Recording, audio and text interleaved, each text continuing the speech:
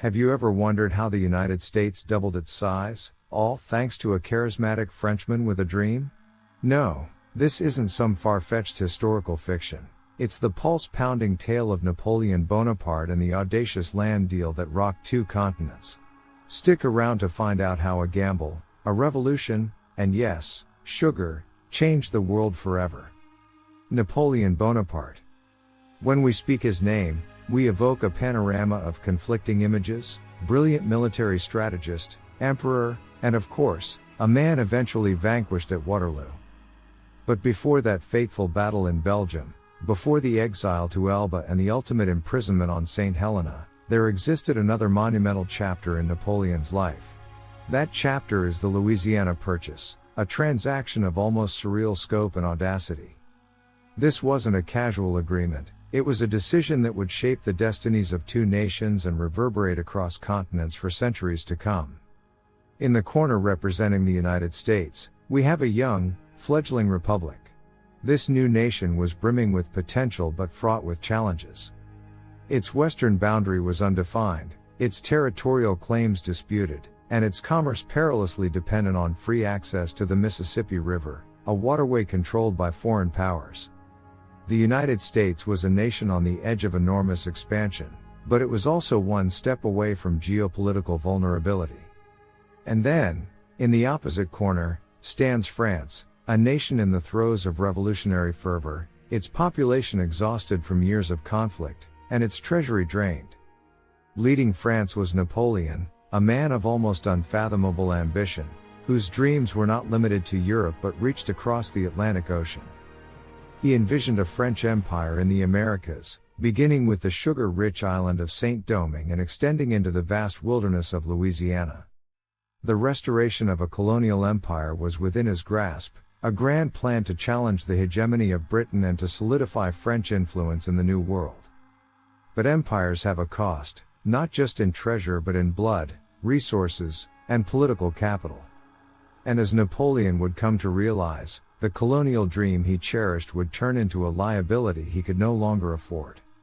In this intricate dance of power, where stakes were monumental and miscalculations could lead to ruin, the Louisiana Purchase was not merely a land deal. It was a high-stakes gambit, a geopolitical chess game where the board was the map of the world and the pieces were entire nations. In this tale, the lines between victor and vanquished blur.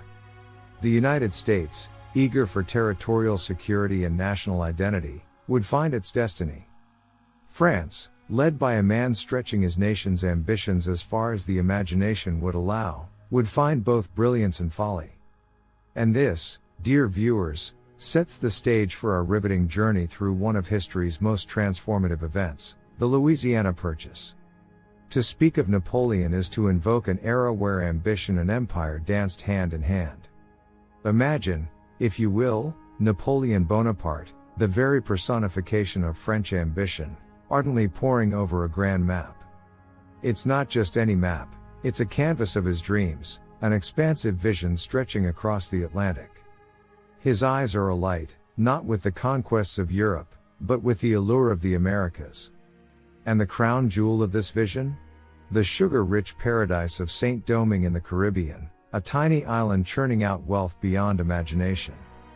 But to fully appreciate the nuances of Napoleon's American ambitions, one must travel slightly back in time, to a moment when Louisiana was not under the French tricolor but the Spanish flag. You see, in the Treaty of Paris in 1763, which concluded the 7 Years' War, France ceded this enormous territory to Spain. For decades, Spain ruled Louisiana, yet the territory remained a somewhat distant outpost, often overshadowed by the more lucrative Spanish colonies to the south.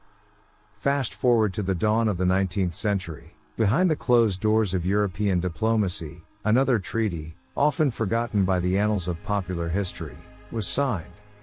The Treaty of San Ildefonso in 1800. In it, an aging Spanish empire, pressured by a resurgent France and its dynamic leader, Napoleon, secretly returned the Louisiana territory to French control.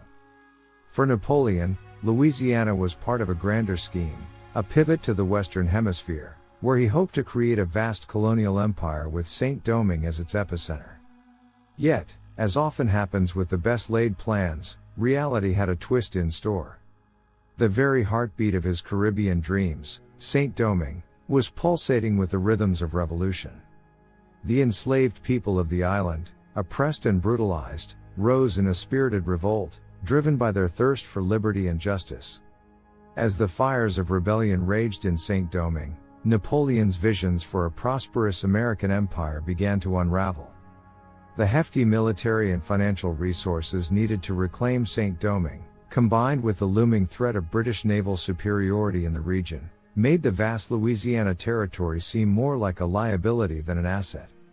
And here, amidst these global crosscurrents of ambition, revolution, and pragmatism, the stage was set for one of history's most remarkable deals.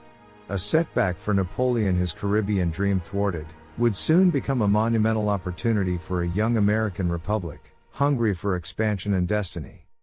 So, let's roll the clocks back and set the stage. The year is 1803, and President Thomas Jefferson, the brilliant polymath and author of the Declaration of Independence, finds himself entangled in a pressing dilemma. American pioneers, fueled by dreams of prosperity and new beginnings, are steadily trekking westward. These settlers are the lifeblood of the nascent American experiment, but they are also the source of Jefferson's current headache. These folks are farming the fertile lands, hunting in the expansive wilderness, and producing goods that need to make their way to eastern markets, and eventually overseas. There's just one problem: getting those goods to market isn't a walk in the park. It's a logistical puzzle that hinges on free access to the Mississippi River and its main port, New Orleans.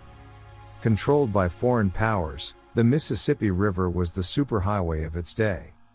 Whoever commanded New Orleans could choke off the lifeblood of American trade.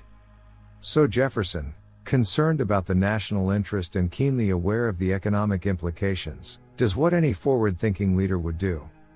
He sent emissaries to France with a straightforward mission: acquire New Orleans and secure unfettered navigation rights along the Mississippi River. He arms them with a budget of up to $10 million, a princely sum in those days, and a testament to how seriously he took the issue. As these American envoys, James Monroe and Robert R. Livingston, sail across the Atlantic and make their way to the court of Napoleon Bonaparte, they could scarcely imagine the surprise that awaited them. Napoleon, still smarting from his thwarted ambitions in Saint-Domingue and facing mounting challenges in Europe, finds himself in a delicate situation. His dreams of a sprawling American empire are evaporating, and he needs funds, fast. The mighty British Navy is ever present, casting its long shadow over any potential transatlantic empire, and Napoleon is aware that his continental wars are a resource-hungry endeavor. So, Napoleon does the unthinkable, the utterly staggering. He offers the American diplomats not just New Orleans, but the entirety of the Louisiana Territory. That's right, the whole colossal expanse, a staggering 828,000 square miles of untamed wilderness, fertile plains, and mighty rivers, stretching from the Gulf of Mexico up into what would eventually become part of Canada. The price tag? A mere $15 million, an amount that leaves the American envoys gobsmacked. It's a deal of epochal proportions, not just a land acquisition but a geopolitical maneuver that would reshape the New World. Jefferson's initial problem about navigating the Mississippi suddenly seems quaint compared to the monumental decision now before him and his young republic, to buy or not to buy an area that would effectively double the size of the United States overnight. And so, the pen is set to paper, treaties are signed, and history is irrevocably altered. Napoleon gains much-needed funds for his European ambitions, but in doing so, relinquishes the last vestiges of his American dream. The United States, on the other hand, leaps onto a path of continental destiny, its future suddenly as vast and unbounded as the territory it has just acquired. As the ink dried on the Louisiana Purchase Agreement, the world may not have fully grasped the monumental ramifications of what had just occurred. But as years turned into decades and then into centuries, the true impact of this gargantuan transaction unfurled like a tapestry woven from the threads of destiny and ambition. For the United States, acquiring the Louisiana Territory was far more than a real estate deal. It was the gateway to manifest destiny, the ideological foundation that would underpin America's westward expansion. Suddenly, the young nation found itself in possession of a vast hinterland teeming with resources and potential. The purchase not only doubled the size of the United States but also enriched it with a wealth of natural resources, and, most importantly, provided it with geopolitical stability. The nation would grow, not just in size but in confidence, transforming from an experiment in democracy to a continental power. Over the ensuing decades, that uncharted territory would blossom into states, cities, and communities, creating the bedrock of the modern United States we recognize today. As for France, the sale of Louisiana was not just a divestment of assets, it was a seismic shift in strategy and vision. The proceeds would fuel Napoleon's military campaigns across Europe, but at a cost: the relinquishing of a colonial footprint in North America that dated back to the age of exploration. Napoleon's decision effectively meant that France was bowing out of the race for the New World, opting instead to concentrate on its European conquests. These European ambitions, although grand and far-reaching, would ultimately prove to be futile. As we know, Napoleon's star would rise dramatically but fall just as spectacularly, culminating in his defeat at Waterloo and his subsequent exile. However, the history of the Louisiana Purchase would be incomplete without acknowledging its darker undertones. Napoleon's original ambitions in the Americas were not just territorial but were sweetened, quite literally, by the allure of sugar profits from Saint-Domingue. Those grand plans, however, had an immense human cost. The enslaved people who made the island profitable were also the ones who would rise against their subjugators. Their struggle for freedom was the spark that ignited the collapse of Napoleon's American dream. It's a stark reminder that beneath the strategic maneuvers and diplomatic dealings, there were human lives, lives that fought for freedom and dignity. The sacrifice of these individuals became the catalyst that turned Napoleon's sugar-sweet dreams into bitter ash. So there you have it, a tale of dreams, destiny, and the transformative power of unforeseen circumstances. It's a narrative with heroes and visionaries, but also with individuals who fought against oppression and subjugation. The Louisiana Purchase stands as one of history's most astounding episodes, but it's also a cautionary tale that underlines the complexity and duality of human endeavors. It's a monumental saga that began with the sweetness of sugar but ended with lessons both triumphant and tragic. If you love this epic tale, hit that like button, share this video with all your history-loving friends, and don't forget to subscribe for more jaw-dropping stories from history, unpacked and decoded just for you. Until next time, keep the wheels of time turning.